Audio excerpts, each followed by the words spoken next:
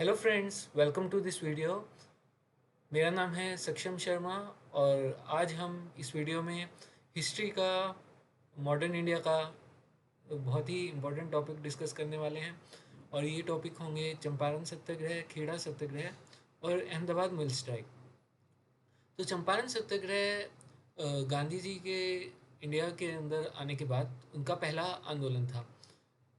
तो हुआ ये था कि चंपारण एक बिहार का एक इलाका है। वहाँ पर 3 कठिया सिस्टम लगाया गया था इंडिगो की खेती के लिए। इंडिगो क्या होता है? इंडिगो नील होता है, जिसे नीले कलर की डाई बनती है।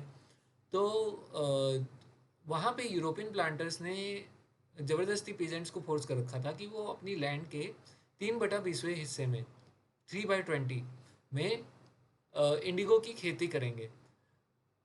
और हुआ ये कि 19वीं सदी का अंत आते आते जर्मनी ने सिंथेटिक डाई इन्वेंट कर ली। तो जो इंडिगो का भाव है वो बुरी तरह मार्केट में गिर गया। और ऊपर से वैसे भी इंडिगो से ज़मीन की उपजाऊ शक्ति को फ़र्क पड़ता था और काफ़ी ज़्यादा पानी भी चाहिए होता था इंडिगो उगाने के लिए। तो यूरोपियन प्लांटर्स ने कहा या तो आप इंडिगो उगाओ, जिसमें उनको वैसे भी बहुत कम पैसे देते थे या तो प्लांटर्स, या देते ही नहीं थे कुछ केसेस में। और अगर उन्हें रिलीज़ कर रहे हैं उस सिस्टम से तो उनसे बहुत ज़्यादा पेमेंट ले रहे हैं। तो ऐसे करके वहाँ से काफ़ी सारे जो किसान हैं वो परेशान थे। तो राजकुमार शुक्ला ने के इनविटेशन पे गांधी जी चंपारण पहुँचते हैं। और चंपारण पहुँचने के बाद वहाँ का जो कमिश्नर हैं वो उन्हें कहते हैं कि आप यहाँ से वापस चले जाइए। लेकिन गांधी जी उस ऑर्डर को मानते नहीं हैं और कहते हैं कि मैं तो नहीं जाऊँगा, आपको जो करना है कर लो। और ये उस समय समय की राजनीति में एक नया तरीके का जो है तरीका था, क्योंकि अभी तक जो तिलक और एनी बेसेंट वगैरह को भी जब किसी जगह से लौटने को चला कहा जाता था तो वो भी लौट जाया करते थे। और यहाँ पे गांधी जी ने सिविल डिसोबीडियंस दिखाई कि किसी अनजस्ट ऑर्डर को वो फॉलो नहीं करेंगे। तो फाइनली जो अथॉरिटीज़ हैं उनको झुकना पड़ा। उन्होंने गांधी जी को आगे जाके इंक्वायरी करने दिया। और गांधी जी की पेटिशंस, गांधी जी ने गांव-गांव जाके लोगों से सबूत इकट्ठा किए और दस्तखत कराए लोगों के, और वो उन्होंने सरकार को भेजे। और अथॉरिटीज़ को गांधी जी की जो रिक्वेस्ट है वो जेन्युइन लगी। तो उन्होंने एक इंक्वायरी कमेटी बिठाई। और उस इस इंक्वायरी कमेटी की खास बात ये थी कि इसमें गांधी जी भी एक मेंबर थे। तो उसके बाद जो इस कमेटी ने जो अपनी बातें रखी वो मान ली गई। और उसके बाद 3 कठिया सिस्टम जो है वो एबॉलिश कर दिया गया। और ये बहुत बड़ी जीत थी किसानों की प्लांटर्स के अगेंस्ट।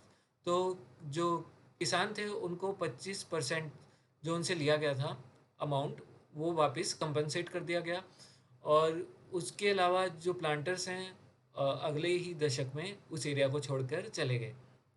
तो ये था चंपारण सत्याग्रह। अब अगला आता है खेड़ा सत्याग्रह। खेड़ा एक इलाका है गुजरात में, अहमदाबाद के पास पड़ता है।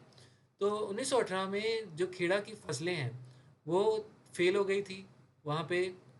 तो उसके बाद जो ब्रिटिश रिवेन्यू कोड था उसके अकॉर्डिंग ये बात थी कि अगर आपकी जो यील्ड है, आपका जो उस साल की फसल है, वो नॉर्मल प्रोड्यूस से 1/4 से भी कम है, तो फार्मर्स जो थे उनको रिमिशन की इजाज़त थी कि वो अपना लगान ना दें।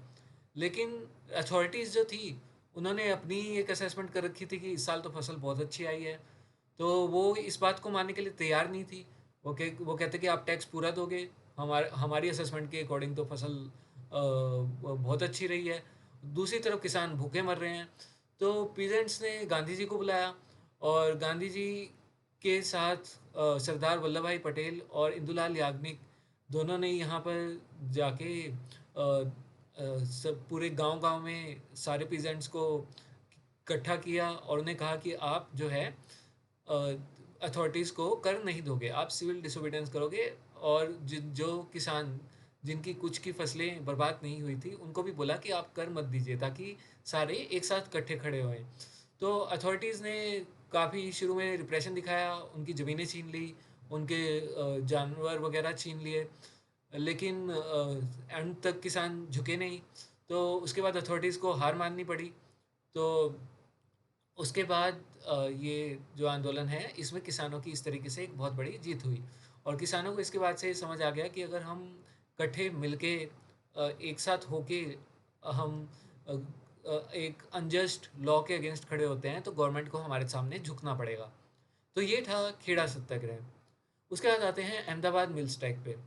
ये खेड़ा सत्याग्रह से जस्ट पहले हुई थी अहमदाबाद मिल स्ट्राइक, ये भी 1918 में हुई थी। यहाँ पे बात ये थी कि यहाँ पे जो मिल ओनर्स थे और जो वर्कर्स थे, ये दोनों ही भारतीय थे। यहाँ पे हुआ ये था कि अहमदाबाद में 19वीं सदी की स्टार्टिंग में प्लेग फैल गया था जगह जगह, और उसके कारण वर्कर्स की जो सैलरी थी वो बढ़ा दी गई थी।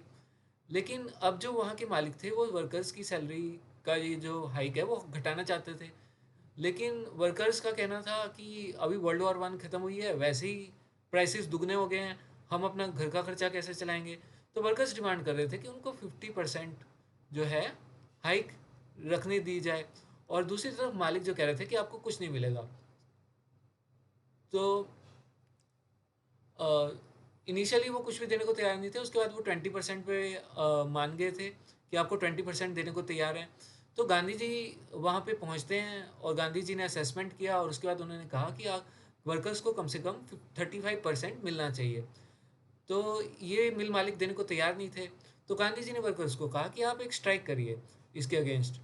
तो वर्कर्स ने स्ट्राइक की, और काफ़ी दिनों तक जब स्ट्राइक चलती रही तो वर्कर्स का हौसला ठंडा होता गया। उनमें से कुछ जो है इस स्ट्राइक को छोड़ के मालिकों के साथ ज्वाइन करने लग गए 20% के बोनस पे ही। तो गांधी जी ने उनका हौसला बढ़ाने के लिए एक fast and to death start कर दिया, भूख हड़ताल स्टार्ट कर दी। उससे मिल मालिकों पे प्रेशर पड़ा, और उन्होंने फाइनली जो वर्कर्स की डिमांड थी 35% इंक्रीज सैलरी में देने की, वो मान ली। तो ये 3 घटनाएँ थी जिनसे महात्मा गांधी की इंडियन पॉलिटिक्स में शुरुआत हुई थी। और उम्मीद करता हूँ आपको ये लेक्चर पसंद आया होगा, और लाइक और सब्सक्राइब करना मत भूलिएगा। धन्यवाद। Have a great day.